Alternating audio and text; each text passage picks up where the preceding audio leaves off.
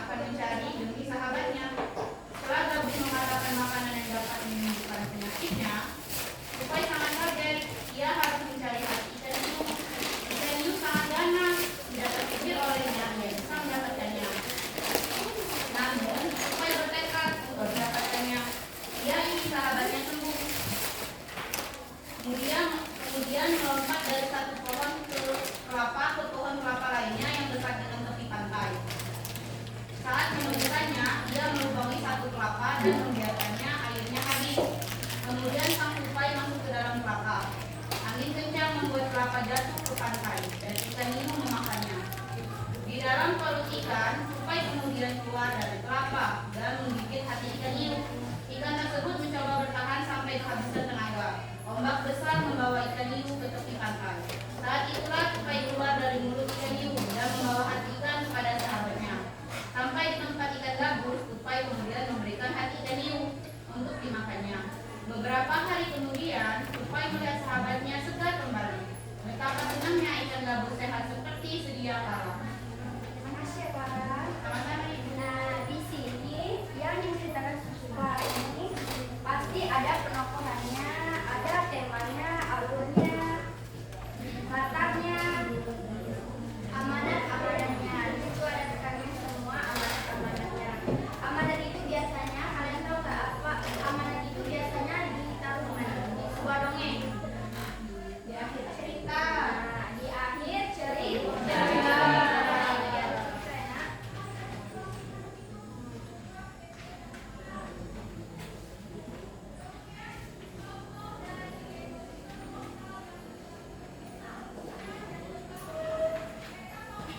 Nah, di sini Ibu ada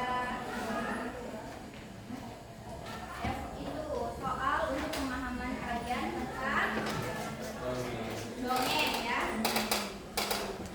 Ini Ibu berkelompok ya, Nak? Oh. Tolong isi ya. Ya, Bu.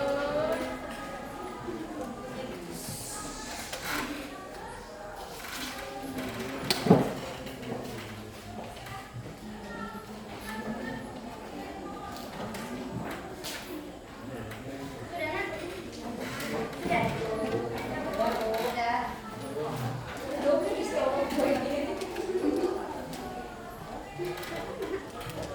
Tiga.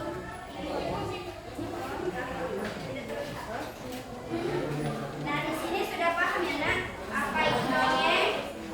Dongeng itu ada temanya, latarnya, alurnya, penokohannya ya.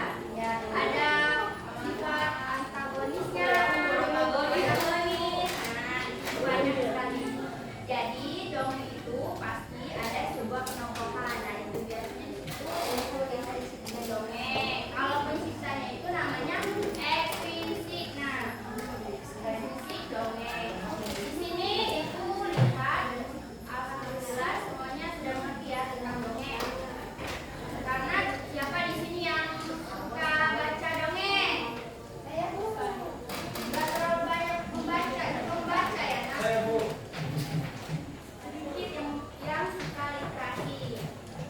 Nanti Ibu kasih buku untuk kalian pahami literasi di rumah ya. Jangan lupa juga membaca bukunya di rumah.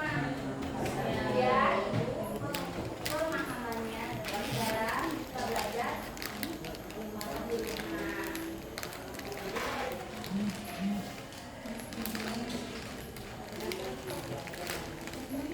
Mungkin hari ini saja yang ingin dijelaskan tentang dongeng. Kita isi sedikit lagi ya, Nak, supaya semuanya semangat sebagai penulis kita untuk dongeng untuk pelajaran bahasa Indonesia. Berdiri dulu ya.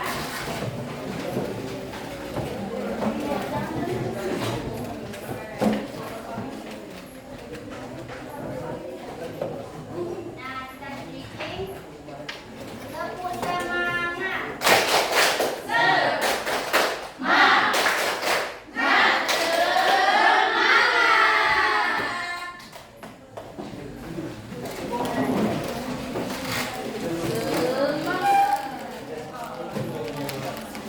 Untuk saudara Anda untuk memimpin bagian doa.